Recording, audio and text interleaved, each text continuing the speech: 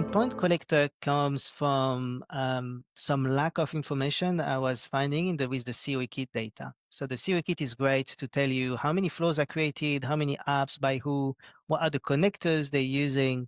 And one of the connector we're particularly interested in governance usually is the HTTP connector, because once it's enabled, if you don't restrict the endpoints, you can use it to integrate with any endpoint or REST API that you have access to.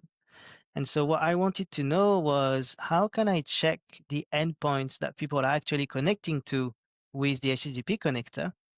How can I know if they are using hard-coded secrets and passwords inside, and the protocol they're using, HTTP, HTTPS? These are some of the questions I was asking myself.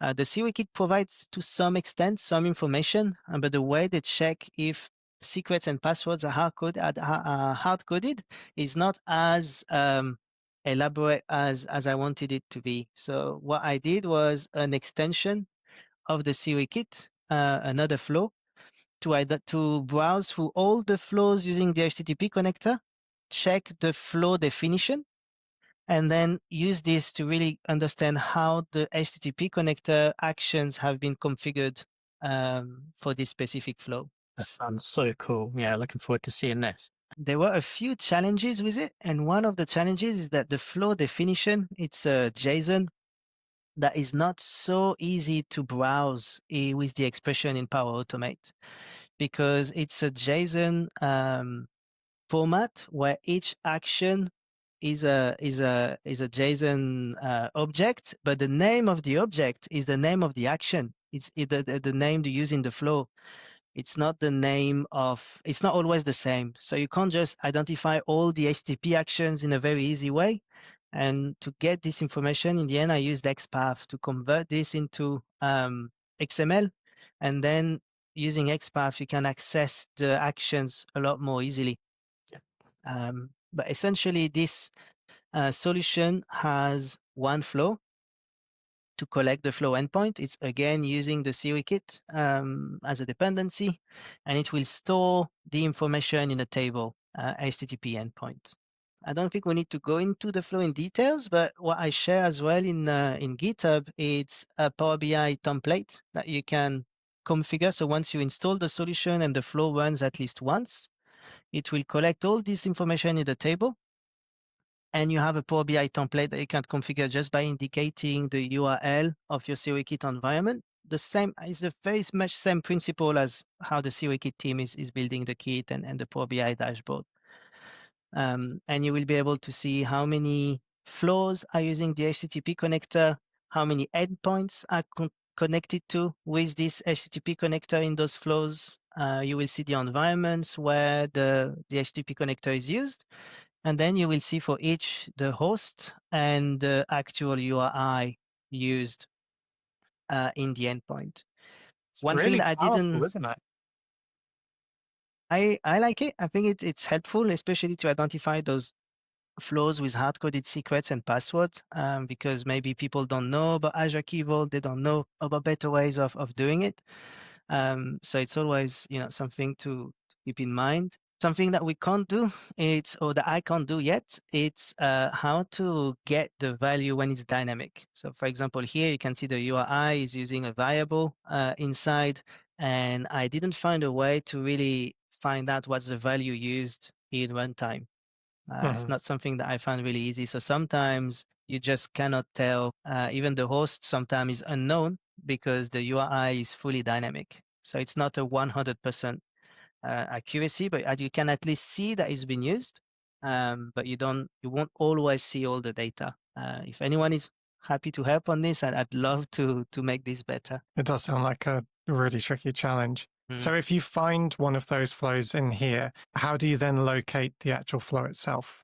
Do you have a process for that? So here, for example, if you see a host that you're interested in, for example, which flow is using the API for Microsoft, you will click on it, and then you will see the actual flow using this endpoint and this host, and you can have the link to open it, the environment, and then you can also, if you're interested in customizing this dashboard, you can easily, you have all the COE kit data in the background. So you could add a lot more table, the maker table, to see exactly who created it and so on.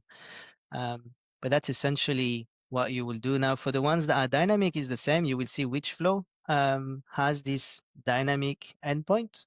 But you will need to actually open the flow or share it with you and then open it if you really wanted to see exactly what's being done.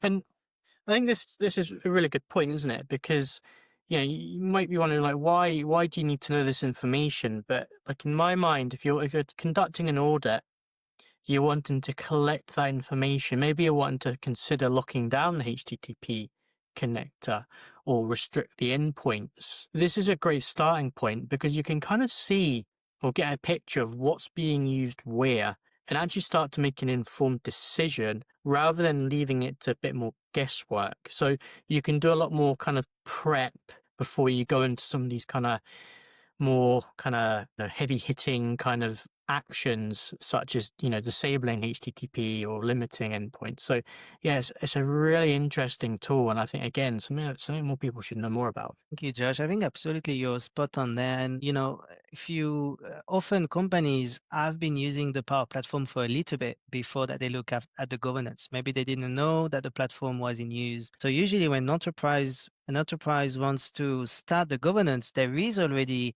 a usage for all those connectors. And so you will have typically 100 flows using the HTTP connector, but you can't reach out to those 100 users individually to ask them why they're using it and what they're doing. And so with a solution like this, you know at least which endpoint they connect to, and it gives you an idea if it's something that's legitimate or not. And as you say, then you can use this to define, okay, should this flow stay here? Should it be moved to another environment? Do we want to whitelist those endpoints or those hosts, in the DLP policy? Because we consider them safe. That's all the decisions you can do, but you can only do them if you're informed about the current usage. And maybe the last thing about this, it's dynamic host and URI. We don't really like them in governance because if you set the whitelisting of endpoints with the data policy, it can be bypassed by using a variable in the URI. So if you set, okay, only one endpoint is whitelisted for an environment, if the maker use a variable and hard code the endpoint in that variable and then use that variable inside the flow, it will bypass the data policy endpoint restriction. So when you set endpoint restriction, it's good to be aware because any dynamic URI in this environment is potentially someone bypassing your whitelist.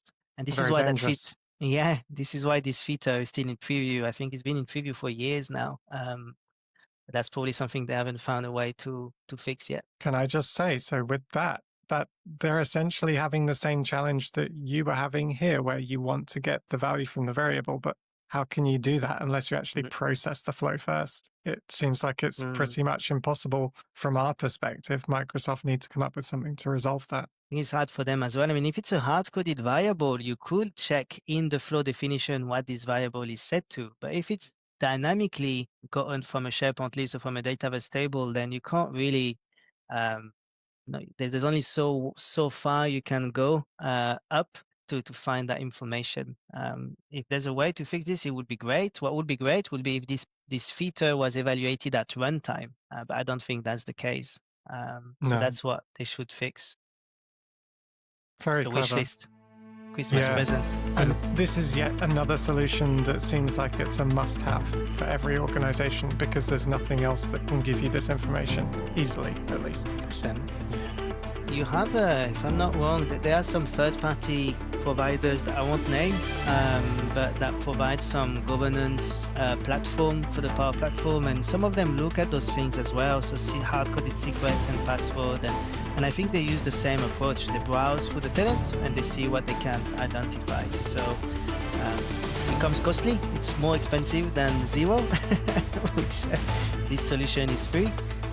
But it will consume a fair amount of API calls if you have thousands of flows in the HTTP connector, which is again one of the inconvenience with the COE kit is at a very, very high scale. I'm talking hundreds of thousands of flows and apps.